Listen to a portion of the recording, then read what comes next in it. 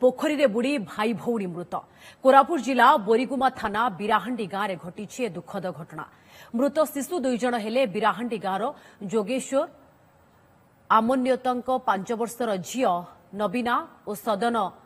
आमनात्यंक 5 वर्षर पुओ रामकृष्ण।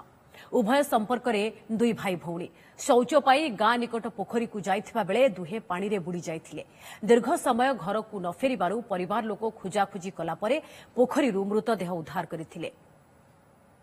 साल छुआ तो फेरथिले आज्ञा 2 जण खरा बेला में टिके नजर कर पारलो नै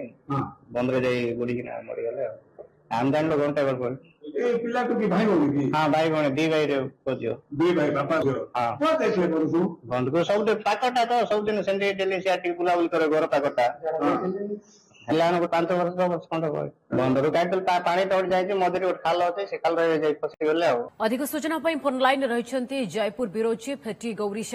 शंकर बड़ दुखद घटना केतबळे घटीछे घटना एवं 2 संपर्कीय भाई भौणी जहा कुहा जाउछि एमानंको बयस पाखापाखी केते हबो। देखो हृदय विदार घटना घटी जेहेतु 2 भाई भौणी जी 2 भाई को पुओ झील तो 2 भाई से बयस मात्र 5 वर्ष प्रतिदिन भली जीवरी गए आज भी से शौच कर फेरी ना तो ये खोजाखोजी करिया समय जहाँकि स्थानीय पिला खबर पाइले से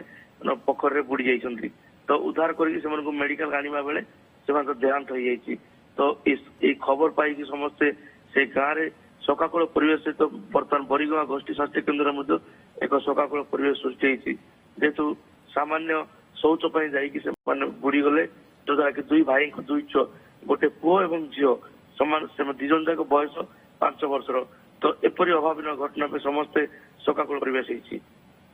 किभली घटिला ए घटना बा केमिति पोखरी रे बुड़ी गले किए देखि छंती की देखो जेहेतु यहाँ गोटे गाँ हो जोटा कि बोरीगुमा